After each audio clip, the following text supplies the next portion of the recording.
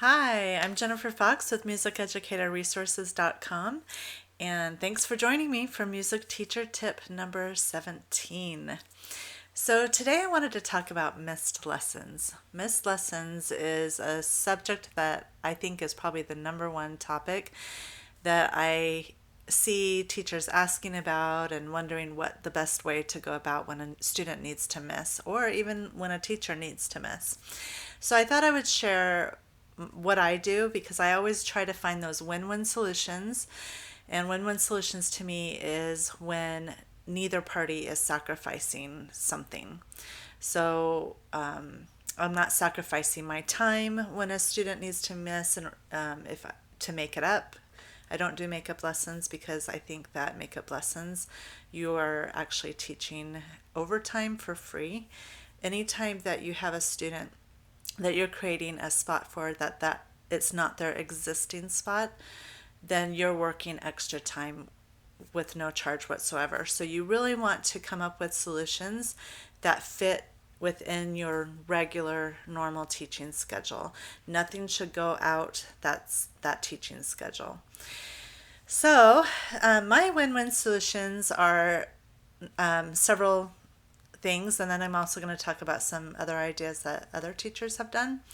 So, my first one is I give my families the option to do either an online lesson or a video lesson.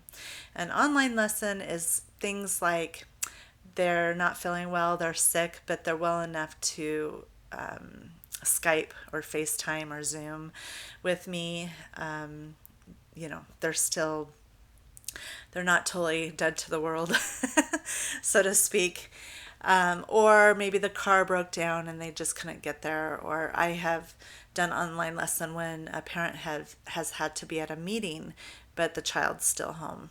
Things like that. They're still home. They're able to log in and connect with you online. They just can't get to your location.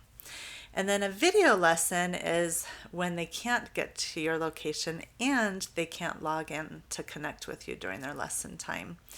So, a video lesson looks like me recording a lesson during their regular lesson time.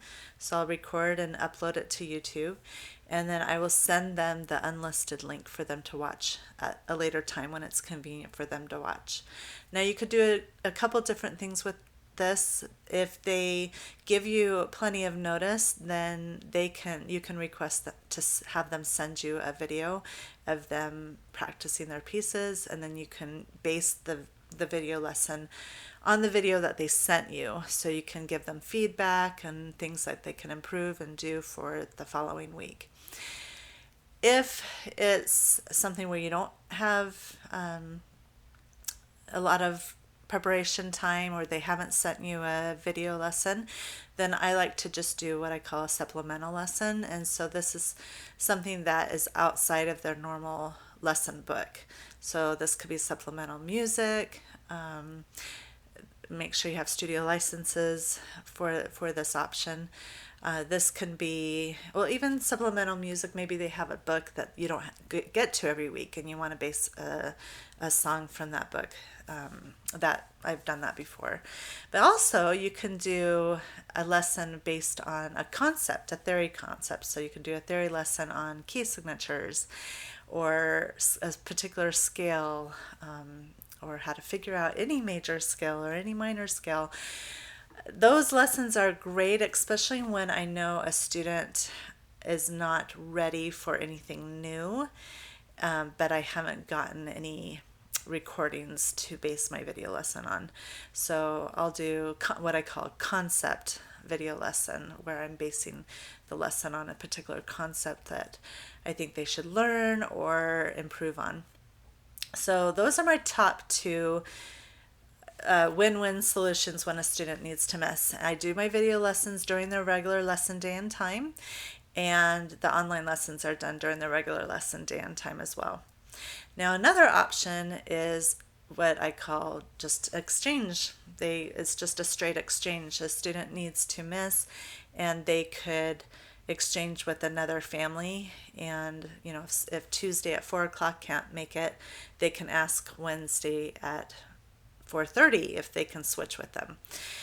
I make this optional for parents, so they don't have to participate if they don't want to. And so if I do have a request for a switch, I will have them do the exchange and give them only the information of the other parents, the other families that opted in for this.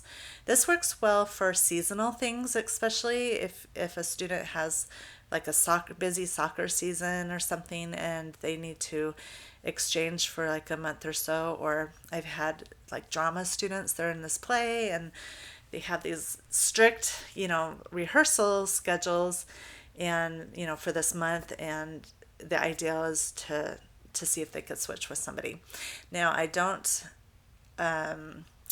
promise that the switches will work because sometimes they won't. A lot of times, actually, they won't. So when they don't work, they still have that online and video lesson option to do. And I have done video lessons in a case where there was a sports conflict for 6 weeks, and it works. So don't dismiss that option because it's a longer period of time. It does work. You just make it work. And then the last option that I wanted to share is what's called a flex schedule option. This is where you are scheduling extra lessons in your normal yearly calendar, and that automatically covers and assumes students are going to miss a few times a year. This option I do. I have my group lessons on my flex weeks that I have built in because I want to do group lessons regardless. So I automatically put them in for the idea of if a student if they attend group lessons and they don't miss at all, it's a bonus. If they attend group lessons and they miss, they can count it as, covering when they missed. That's up to them how they want to look at it. But the thing that I really like about it and recommend doing something with this is it can cover the teacher as well. I hardly ever get sick. It's very rare for me to get sick. But last year I got pneumonia and it was really bad. And there was a week that I could not do lessons. I couldn't even do an online lesson, nothing. It was bad. And so I was so thankful that I had my group lesson that covered when I was sick too. So I have it covered students or me. So there's situations that are going to bring up. If you get a jury duty and you get on a jury and you have to serve, that covers you if you built in those flex weeks. So that's kind of what I call an insurance policy for your sick time. So those are your ideal options when students need to miss a lesson. I cannot stress enough to please don't do makeup lessons. Makeup lessons, again, when you are scheduling outside of your normal lesson time, you're working overtime for free. And nowadays we have so many awesome solutions, there's really no need for them.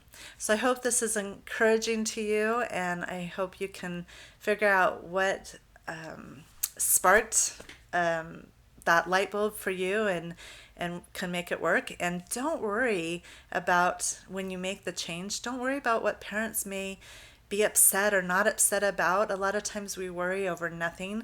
As long as you're giving, again, a win-win solution where they are getting something out of it when they need to miss it, they're not going to be angry about it. You're doing what you can.